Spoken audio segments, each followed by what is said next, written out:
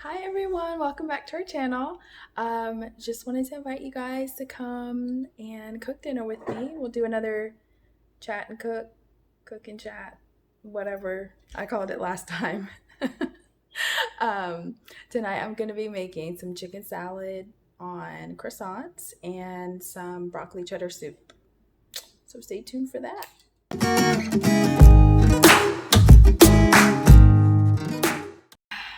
Woosah, woosah. So I'm a little flustered because kids don't listen. If you have kids, you know they don't listen. I don't know where the disconnect is from the ear to the brain. And I think the connection forms maybe when you're like 21. I'm not sure, maybe 22. So we've got a little while to go. Bruh. But either way, I'm getting ready to start with the chicken for the chicken salad. I have boneless, skinless chicken thighs in the crock pot. Bam. So you can use boneless, skinless chicken thighs. Like I like it because it has some fat to it, so the chicken shreds easier. It's moist. It just tastes better. But you can also do chicken breasts, and for vegetarian options, you can use chickpeas. But yeah, so I just like to start them in the crock pot because the meat is always 10 times more tender. Just sprinkle maybe, what was that? Like a teaspoon of salt, I guess. And then like 2 teaspoons of paprika, just for some color. And then onion powder, maybe about a teaspoon of that. And then black pepper to taste, really.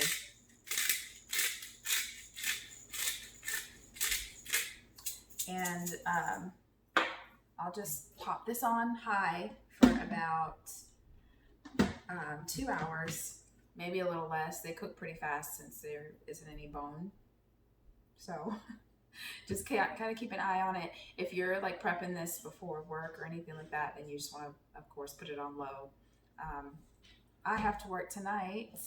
Yay, I'm so excited. But yeah, so I'm a little bit on the time crunch, but this meal really doesn't take too long once you have your chicken thighs. 2 hours later. Okay, so I'm getting ready to start with the broccoli cheddar soup. I've got a yellow onion, and I've got half of a shallot.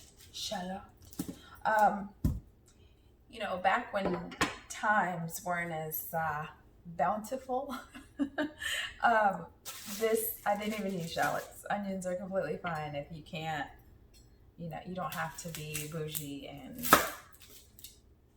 do that. I mean, it does make a little bit of a difference, but it's still good even with just plain onions. And then I also have some julienne carrots, which, if you feel fancy, if you've got a processor or one of those little things, what are they called? Where you like shred the carrots. And I do, but like the kitchen aid attachment, I just don't have time for that. This is maybe $2, if that. Like, why would I spend 15 minutes of my time shredding a carrot, like washing it, shredding? Like it's all too much. So this is what I do. So I'm just chopping my onion. I'm only going to use half of an onion. You can use whatever floats your boat. And I usually put garlic in everything, but this is one dish that doesn't need it. So we've got everybody chopped up here. Move out of the way. Nobody wants you and your kind around. Go. Okay. So we'll push them to the side, and then we will chop up the shallot. Yeah, so I've been thinking about like the new year and what kind of energy I want to embody. And you know what I'm tired of? I am so tired of my anxious brain. You know, the one that's like 2 a.m. Let's think about everything that could go wrong and the mysterious mass murderer that's in your backyard.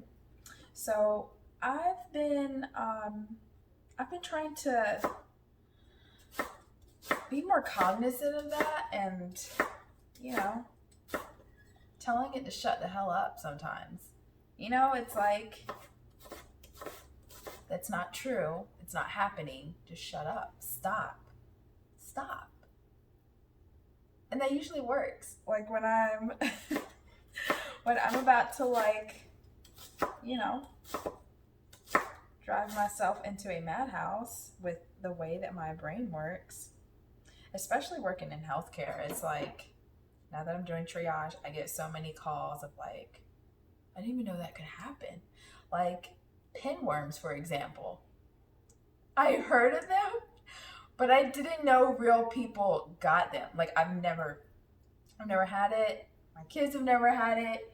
So now I'm like, what would I do? Like if I saw a white worm coming out of someone's anus, like that is the day we're done. Like I'm done. That's it. We're not talking anymore. Like I'm ending it all because that's insane.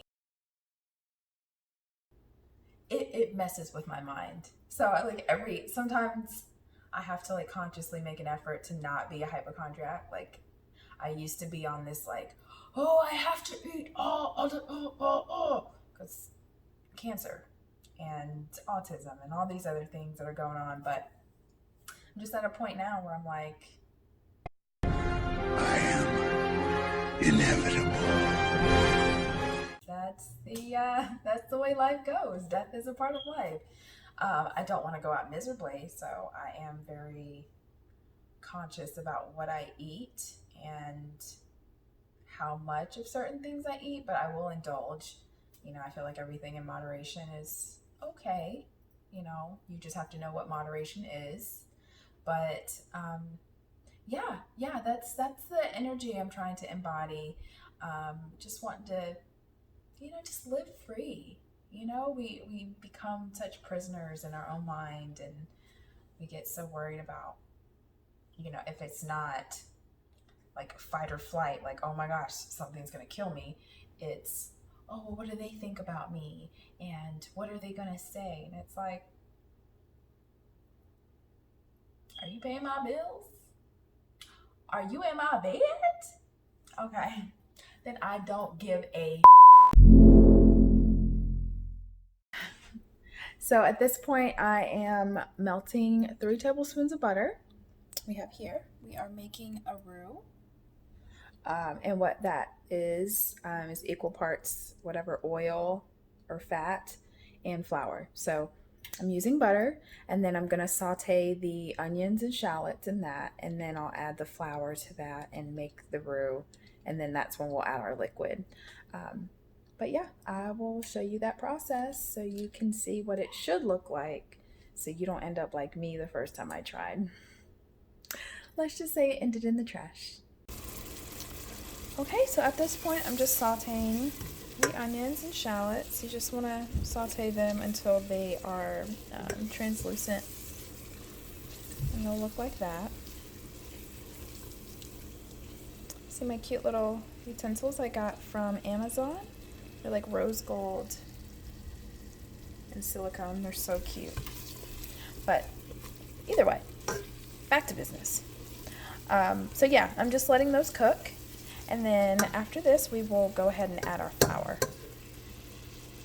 So I'm just adding 3 tablespoons of all-purpose flour.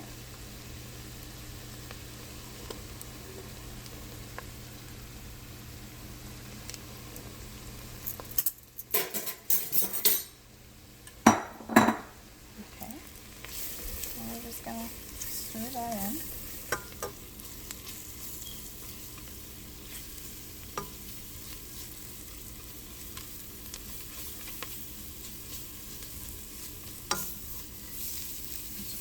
sure that you cook it thoroughly so that way you get that flour taste out of there.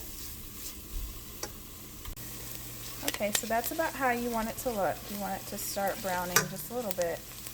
And then at this point, I'll add in my heavy cream. And I'm just adding about 1.5 cups of that.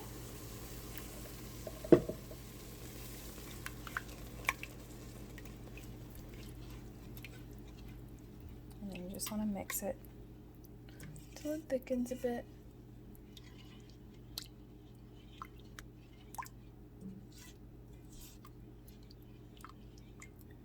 Get all that flour incorporated in there.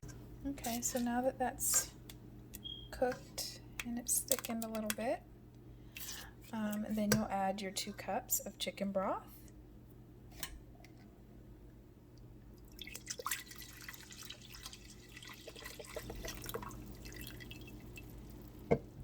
I'll just stir that.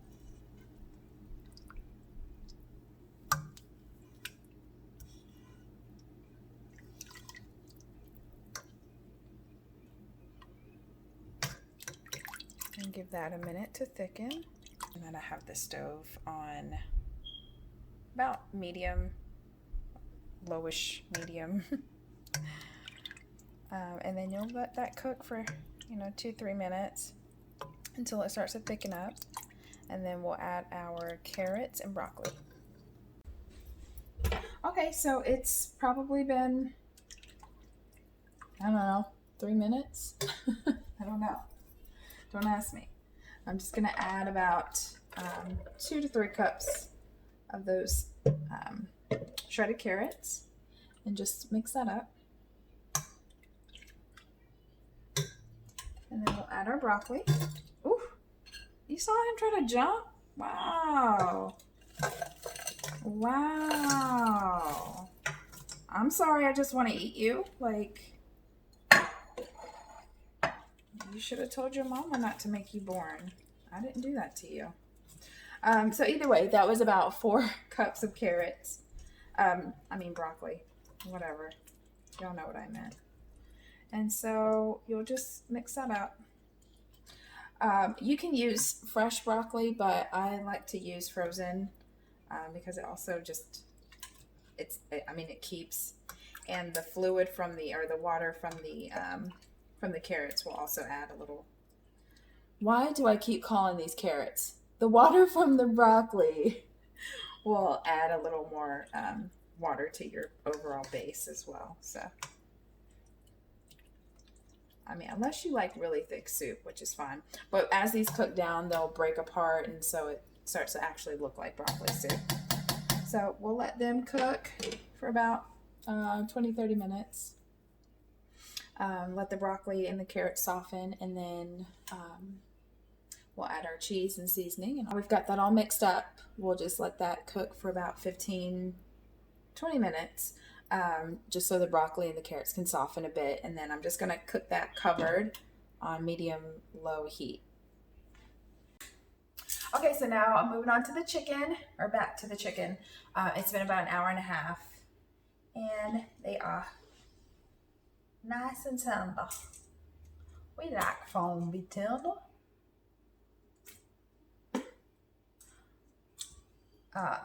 Oops.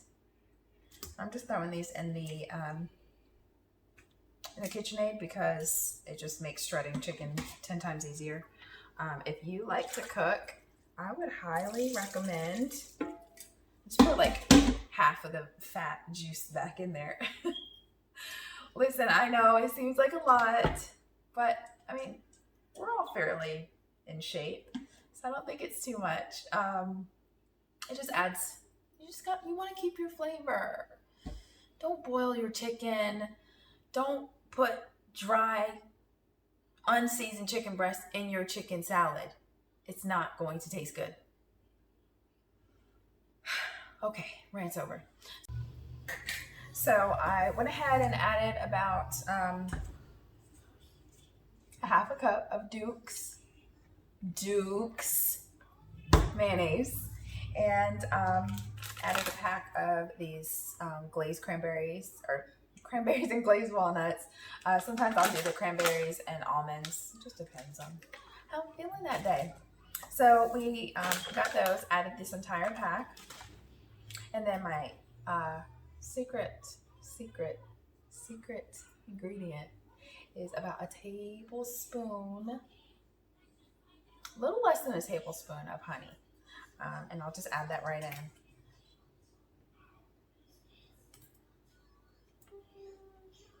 That looks about right. So what you'll want to do is just mix it up, throw it in the fridge, and let everybody simmerate and marry each other and be friends. And depending on how well you seasoned your chicken before, along with the sodium that's already in this, I don't even add salt, because if you season your chicken right, you don't need to add anything. So I'm gonna give this a whirl, and then we'll see how it tastes. Perfect. Not to mention, once everything cools down, it tastes like 10 times better. I can promise you there won't be leftovers tonight. So this is about what your soup should look like before you add the cheese. All the broccoli's kind of broken up. If you like yours, if you don't like yours chunky, you can always just throw it in like a blender. Throw like half of it in a blender to make it a little smoother. I actually love biting into chunks of broccoli, so yeah, it's whatever you like. Whatever you like. So that's what that's looking like right now. Got it all seasoned. Then I'll go ahead and add the cheese. I use about half a cup of extra sharp cheddar, and then I'll use about a cup of regular cheddar, or sharp cheddar. So I'm just adding, like I said, about a cup of sharp cheddar.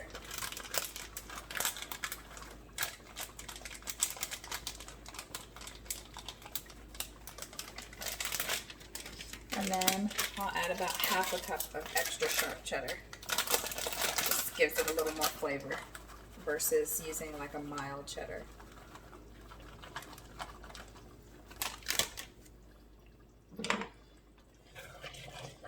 Oof. I turned you down. Why are you like being so ridiculous? Relax. Sheesh. And then also, if at any point it gets too thick on you, you can just add some more chicken broth. So I just did a taste test for the broccoli cheddar soup. It's delicious. So I've turned the heat off, and I've got the oven heated at 350.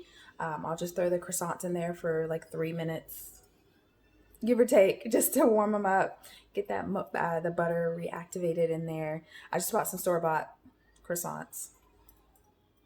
I don't have time to fold, put it in the fridge, then fold again. It's way too complicated. Probably not, but I don't have time. I gotta start work, okay? But I'll pop that in there, and then we'll check on our chicken salad. That should be cool by now. And I will show you how easy and delicious broccoli cheddar soup and chicken salad can be together. And there is the finished product. Dinner is served. There is the broccoli cheddar soup with some crackers on the side. And there is our croissant, nice and tender and buttery, and our chicken salad.